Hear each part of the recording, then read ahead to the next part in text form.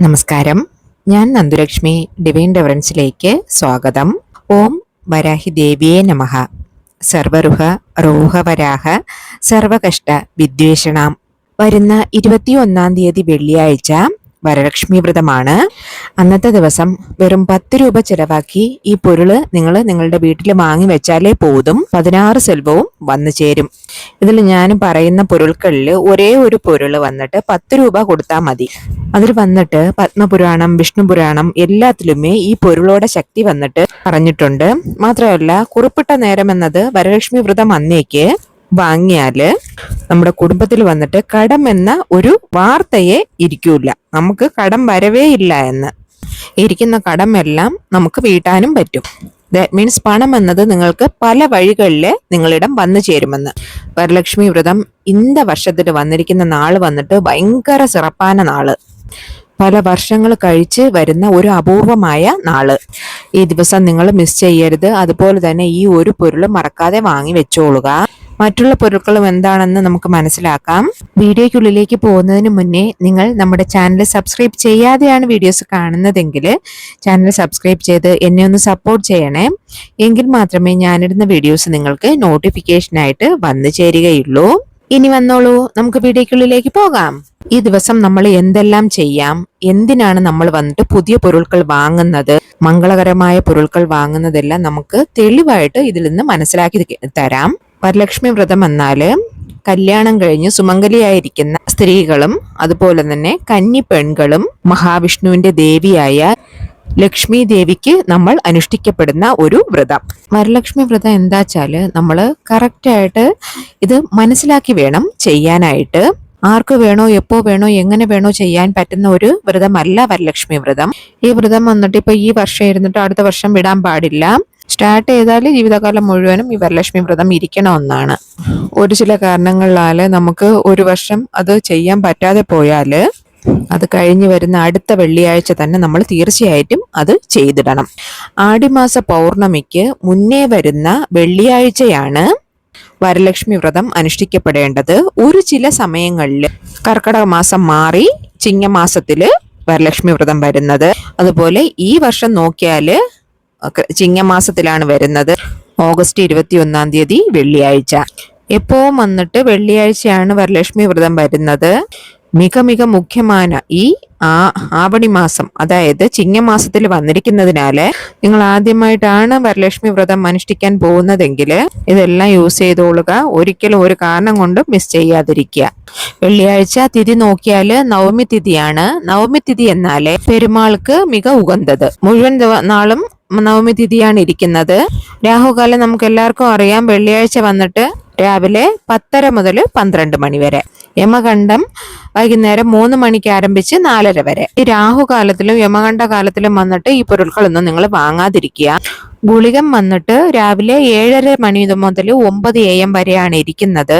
എന്നാൽ ഈ ഗുളികൻ ടൈമിൽ നമുക്ക് ഈ പൊരുൾക്കളെ വാങ്ങാവുന്നതാണ്. സകല ഐശ്വര്യവും തരുന്ന അഷ്ടലക്ഷ്മിയെ നമ്മൾ വണങ്ങുന്നതിനാലെയാണ് ഇതിനെ വരലക്ഷ്മി വ്രതം എന്ന് പറയുന്നത്. നമ്മൾ ഒത്തിരി ഭക്തി ശ്രദ്ധയോടുകൂടി ബ്രഹ്മചര്യത്തോടുകൂടി വ്രതത്തോടുകൂടി നോൺ വെജ് ഭക്ഷണം ഒന്നും കഴിക്കാതെ ഇതെല്ലാം ചെയ്ത് നമ്മുടെ മനസ്സ് തീർത്തും ക്ലീനാക്കി വെച്ച് വ്രതം ഇരിക്കണം. അങ്ങനെ ഇരുന്നാൽ ആ വ്രതത്തിന്റെ ഫലം നമുക്ക് തീർച്ചയായിട്ടും കിട്ടും. സകല സൗഭാഗ്യങ്ങളും കിട്ടി ദീർഘസുമംഗലിയായിട്ട് ഇരിക്കാം. ഇത് വന്നിട്ട് ഐതിഹ്യമായിട്ട് ചൊല്ലി വരുന്നത്. ഈ ദിവസം നമ്മൾ തീർച്ചയായിട്ടും വാങ്ങേണ്ട പൊരുൾകളിൽ ഒരു 5 പൊരുൾകൾ ഇരിക്കുന്നുണ്ട്. അത് ഞാൻ വരിസയായിട്ട് പറഞ്ഞു തരാം. ഇതിൽ മിക മുഖ്യമായ ഒരു പൊരുളെന്ന് ഞാൻ പറഞ്ഞില്ലേ, അത് നിറയെ പേർക്ക് അറിയില്ല. അതിലെ ഫസ്റ്റ് പൊരുൾ എന്താച്ചാല് കൂവളയിലയാണ്. തമിഴില് വിൽവയില എന്ന് പറയും. ഈ കൂവള മരത്തിൽ വന്നിട്ട് ലക്ഷ്മി ദേവിയുടെ അംശം ഇരിക്കുന്നുണ്ട്. വിൽവയില, അതായത് കൂവളയില ഉപയോഗിച്ച് വീട്ടില് വന്നിട്ട് അന്ന് പൂജ ചെയ്യുകയാണെങ്കിൽ എക്കാലവും നമുക്ക് പണത്തിന് ഒരു മുട്ടും വരില്ല എന്നാണ്. നമ്മുടെ കൈകളിൽ എങ്ങനെയും പണം വന്നു ചേരുമെന്ന്. ഈ ഇല നിങ്ങൾ തീർച്ചയായിട്ടും അന്നേ ദിവസം വാങ്ങിക്കൊള്ളുക. എന്നിട്ട് വീട്ടില് പൂജയറയിൽ ലക്ഷ്മി ദേവിയുടെ പടം ഉണ്ടെങ്കിൽ പടത്തിന് മുന്നേ അർച്ചന ചെയ്യുക. ഇല്ലെങ്കിൽ ഒരു ദീപം വെച്ചിട്ട് ലക്ഷ്മി ദേവിയെ സങ്കല്പിച്ചിട്ട് നിങ്ങളത് അർച്ചന ചെയ്തോളുക. ഇതിനൊരു 10 രൂപയുടെ ആവശ്യമേ ഉള്ളൂ. ശരിയാ? അതുപോലെ തന്നെ നിങ്ങൾ കോവിലില് പൂജയ്ക്കായിട്ടും ഈ ബിൽബയില ഉണ്ടല്ലോ, കൂവളത്തില വാങ്ങി കൊടുക്കുന്നതും ഭയങ്കര സിറപ്പാനത്. അടുത്ത മിക മുഖ്യമായ പൊരുൾ എന്താച്ചാല് മഞ്ഞക്കയറാണ്. ഒരു 10 രൂപയ്ക്കകത്തേ അതും ആവത്തുള്ളൂ. അതുപോലെ നിങ്ങൾ മഞ്ഞക്കയർ വാങ്ങുന്നെങ്കിൽ ചന്ദനവും കുങ്കുമവും അതിൽ വെച്ചിട്ട് ഏതെങ്കിലും ഒരു സുമംഗലി പെൺകൊടിക്ക് നിങ്ങളത് കൊടുക്കുക. അതെന്തിനാച്ചാല് നിങ്ങൾക്കപ്പോ മാംഗല്യബലം അധികമായിടും. ശരിയാ.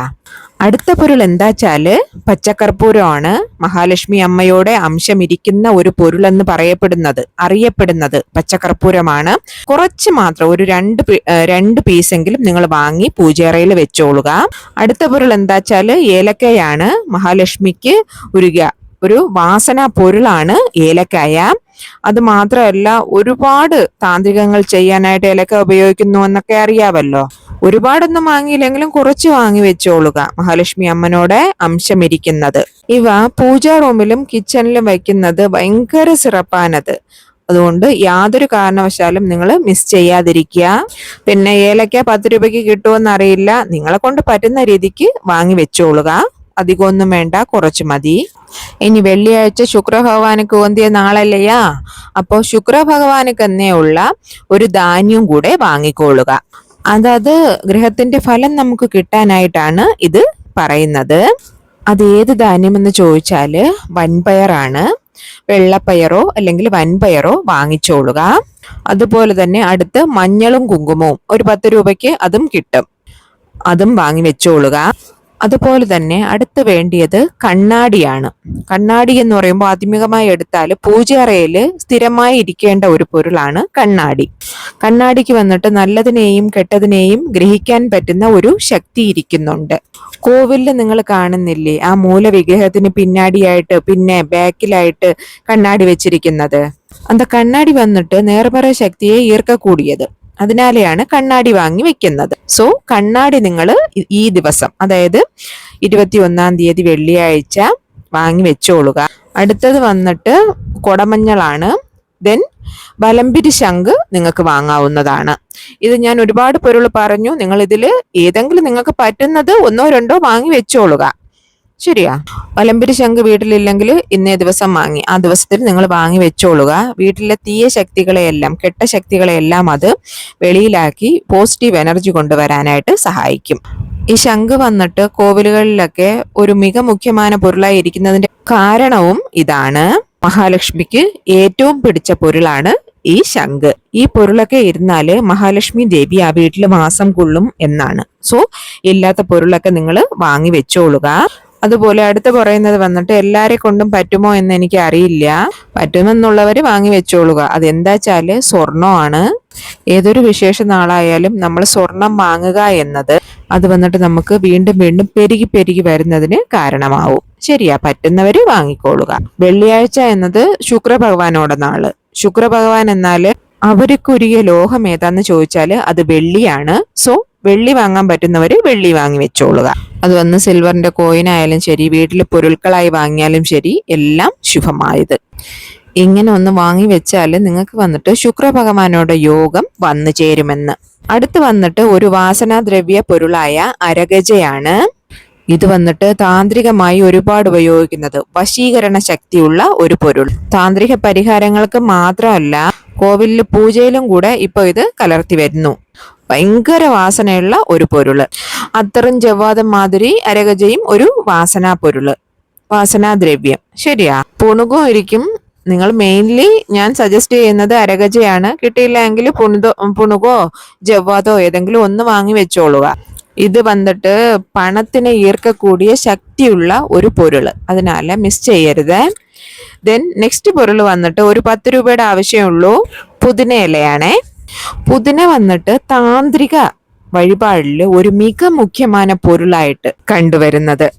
10 രൂപയും വേണ്ട, 5 രൂപ കൊടുത്താലേ അത് കിട്ടും. അതിൽ 2 ഇല നിങ്ങൾ എടുത്ത് പൂജയറയിൽ വെച്ചാലേ പോതും. ദെൻ അതെടുത്തിട്ട് ആ 2 ഇലയും പൂജയറയിൽ വെച്ചിട്ട് നിങ്ങൾ എടുത്തോളുക. എടുത്തതിന് ശേഷം അത് നിങ്ങളുടെ പേഴ്സിലോ ഇല്ലെങ്കിൽ അലമാരയിലോ ഇല്ലെങ്കിൽ കല്ലാപ്പെട്ടിയിലോ ഇല്ലെങ്കിൽ കായ്പെട്ടിയിലോ നിങ്ങൾക്ക് എവിടെ വയ്ക്കാൻ പറ്റുന്നുവോ അവിടെ നിങ്ങൾ അത് വെച്ചോളുക. ഇത് വന്നിട്ട് പണത്തെ ഈർപ്പക്കൂടിയ ശക്തിയുള്ളത്. അതും ഞാൻ ഇതൊക്കെ പറഞ്ഞല്ലോ, ഒരു ടെസ്റ്റ് ചെയ്യാനായിട്ട് എങ്കിലും നിങ്ങൾ എടുത്ത് വയ്ക്കാമെന്ന് വിചാരിച്ചാൽ ഒന്നും നടക്കില്ല. കാരണം നമ്മൾ ഇത് മാത്രം എടുത്ത് വെച്ചിട്ട് അങ്ങ് ഇരുന്നാൽ പറ്റില്ല. നമ്മുടെ ഉഴപ്പും കൂടെ വേണം. നമ്മൾ ഹാർഡ് വർക്ക് ചെയ്യണം. നമ്മൾ ചെയ്യേണ്ട ജോലി ചെയ്യുമ്പോൾ നമുക്ക് അതിന്റെ പ്രതിഫലം കിട്ടും. അതുപോലെ തന്നെ നമുക്ക് ഭയങ്കരമായ ഒരു ചൂഴ്നിലയിൽ നമ്മൾ ഇരിക്കുകയാണ്, നമ്മളെ സഹായിക്കാനും ആരുമില്ല, പക്ഷെ ഏതോ ഒരു വഴിയിൽ നിന്നും നമ്മുടെ കൈകളിൽ പണം എത്തും. അത് എന്നത് നമുക്ക് അധിഷ്ടം വന്നു ചേരുന്നതാണ്. നിങ്ങൾ ഓരോ വഴിപാടും ചെയ്ത് അതിൻ്റെ കൂടെ നിങ്ങളുടെ ഉഴപ്പും കൂടെ ചെയ്യുക. അപ്പോൾ കൃത്യമായിട്ടും നിങ്ങൾക്ക് ഒരിടത്തിൽ എത്തിച്ചേരാൻ പറ്റും. അല്ലാതെ ഒരു വേലയും ചെയ്യാതെ 2 പുതിനെടുത്ത് പേഴ്സിൽ വെച്ചാൽ പണം ഇങ്ങനെ കൊട്ടി വീഴുമാന്ന് വിചാരിച്ച് അങ്ങനെയൊന്നും ചെയ്യാൻ നിൽക്കേണ്ട. പണം കൊട്ടി വീഴൊന്നുമില്ല. നമ്മൾ കഷ്ടപ്പെടുക, നമ്മുടെ പണം നമുക്ക് വരേണ്ടത് വന്നു ചേരും. അപ്പോൾ ഞാൻ ഇന്ന് കുറേ പൊരുൾകൾ നിങ്ങളോട് പറഞ്ഞു. നിങ്ങൾക്ക് പറ്റുന്നത് 1-2 ഒക്കെ വാങ്ങി വെച്ചോളുക. അപ്പോൾ ഇന്നത്തെ വീഡിയോ നിങ്ങൾക്ക് യൂസ്ഫുൾ ആകുമെന്ന് കരുതുന്നു. എന്തെങ്കിലും ഡൗട്ട് ഉണ്ടെങ്കിൽ കമന്റ് ചെയ്തോ ഇല്ലെങ്കിൽ വാട്സപ്പ് മെസ്സേജ് ആയിട്ടോ ചോദിച്ചോളുക. വീഡിയോ പിടിച്ചിരുന്നാൽ ഒരു ലൈക്ക് തരണേ. മാത്രമല്ല നിങ്ങളുടെ ഫ്രണ്ട്സിനും റിലേറ്റീവ്സിനും നിങ്ങൾ അറിയുന്ന ഗ്രൂപ്പ്സുകളിലേക്കും ഒന്ന് ഷെയർ ചെയ്ത് കൊടുക്കണേ. ഇനിയൊരു ന്യൂ വീഡിയോയുമായി വരുന്നത് വരേക്കും നന്ദി, നമസ്കാരം.